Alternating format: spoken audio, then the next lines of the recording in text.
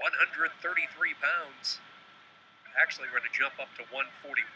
133 kind of a unique weight class in that we only had 5 competitors. Duke did not have anybody to fill at that 133 spot, so we jump right to 141. Pitt and North Carolina hooking up.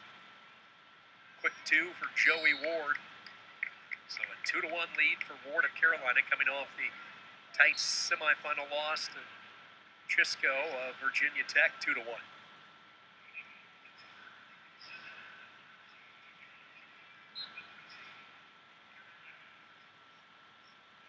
Zanetta in the white singlet for Pitt, a redshirt sophomore out of Pittsburgh, Pennsylvania, Keystone Oaks High School. They had an up and down season, went 1-2 in the Pitt duels, but he had a strong Lock Haven Classic, finishing as a runner-up. Took second, went 2-2 at the Keystone Classic.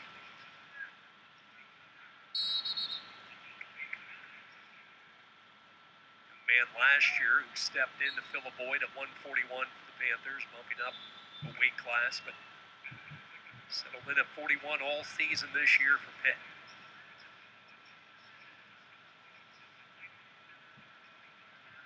Joey Ward's still taking his shots from the outside, needs to kind of improve the distance at which he's attacking. Right now he's got to close the gap a little bit, find a setup.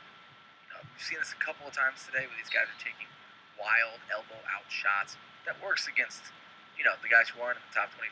When you get into a conference like the ACC, which is a little bit more competitive, you're not doing yourself any favors. So, Zanetta just returned the same type of attack. Open, head down, double from too far away.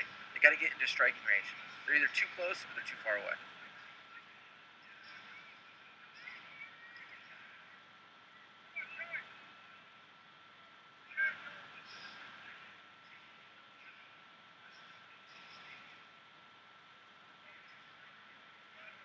Zanetta lost his first round bout to Zach Feinsill over Duke, 10-1.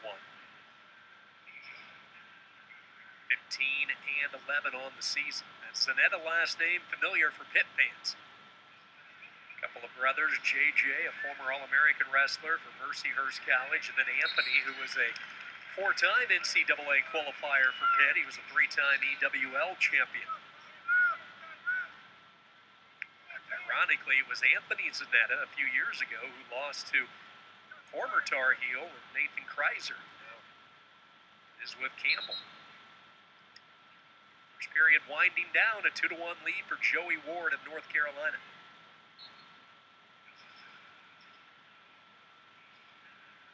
Much better left side attack. Didn't bring his head. He let his ear turn to the knee as opposed to keeping his eyes. I guess eyes on the prize, huh?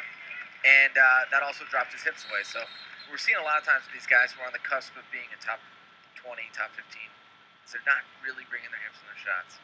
And that's coming from, lack of distance, lack of setup, lack of proper distance, rather.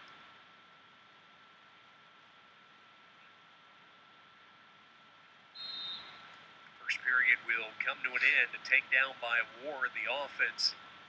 Flip of the disc comes up green. It's going to be Ward's decision, and he wants to start the period down.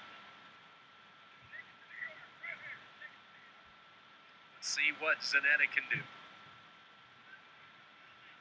First time he's been in the top position as they put 2 minutes on the clock. A real quick start there by Ward underneath, so Zanetta has some time to latch on with what he wants. Now Ward's up on his feet, and he breaks free. Ward drops right down to that low single. He did a really, maybe it's new again, kind of move where he fakes so hard left from that low single. You see, once he's in on a shot, he actually can sometimes do some pretty creative finishes. I think Zanetta probably would have done himself a few favors by keeping his hands down there, but Joey Ward showing what he's capable of once he does get in on a shot. 5-1 lead for the Tar Heel.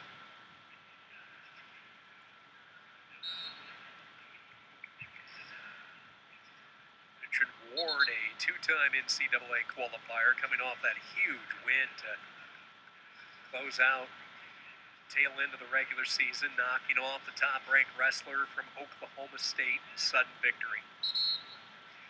Young man who started wrestling when he was 6, 7 years old, like so many do. He's always been goal-driven in his quest in Chapel Hill. His mother, Beth, oftentimes talked about how he always had a list above his bed of goals that would change on a daily basis when he was young, scratching off goals that he'd accomplished, increasing his demand, just a real workman-like effort through his years in high school at Moeller High School. That type of attention to detail has brought success to his college path, just a junior for North Carolina. Nice little half tilt. Really needed to control the hips a little bit better, but had the right idea. He's keeping Zanetta working on bottom, looking for his tilts. He's allowing Zanetta to bring his hips up because he wants to make sure that he has distance and leverage for the tilt.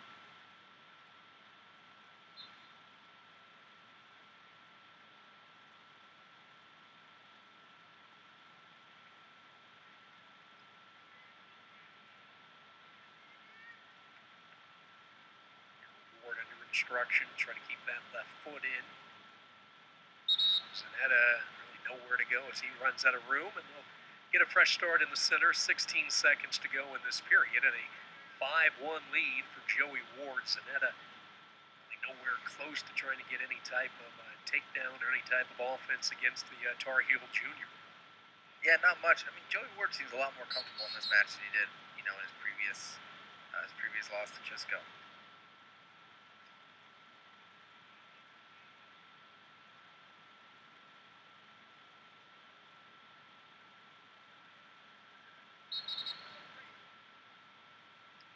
Hit a caution on Zanetta, so each wrestler trying to get the edge up, if you will, on this start with 14 seconds. Zanetta would love to get an escape, to get those unanswered points at the end of the period.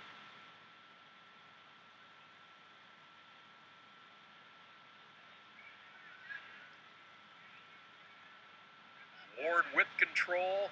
Zanetta into a brief stand-up, but runs out of time, and Joey Ward will launch into this third period, leading 5-1. Joey Ward's half right is doing really well. This is an area that we worked a lot in college. I think if he's able to pinch his hips a little bit more, control Zanetta's hips, he's going to find a little bit more opportunity for some back points. One way he can do that is he also can use his left-hand claw that's on the waist to move it down to the thigh, pinch it hard against his own thigh, and maybe get the clamping pressure that he needs to stop Zanetta's hip motion.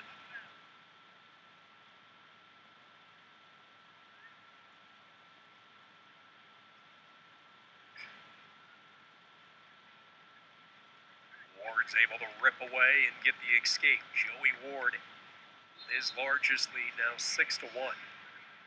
Nick Zanetta.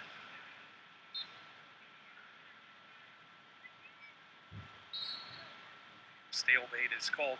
Interesting to see the allocation. There are 8 NCAA qualifying tournaments taking place. One has already taken place, so really 7 across this great country today. The Pac-12 always holds theirs a week earlier from everybody else, and Oregon State, for the 5th straight year, won the Pac-12 title. They are sending 21 wrestlers. You look at this ACC with the 34 allotments guaranteed for New York. That matches a high set 2 years ago in 2014. So, yeah, that same duck, it's like a boot scoot duck that Joey Ward hits. He really needs Zanetta coming into him for it to be successful. We saw it successful for him in the first round against Van Hoos. Left side high crotch attempt, a little too far away. Beautiful inside trip attempt by Joey Ward. Stayed on the head, got his hand on the chin, just wasn't able to drive forward enough to finish it. A couple of slaps there. Zanetta with the retaliation as he took a swipe that time, and Ward, I think Ward had clipped him just a few moments earlier, and Zanetta a little frustrated. This is the kind of thing that I think just really kind of needs to be eliminated in the sport. It's a little bit of these micro physical aggressions that build on each other. It's just not necessary. Wrestling is supposed to be without striking. We don't need. This is kind of silly and stupid.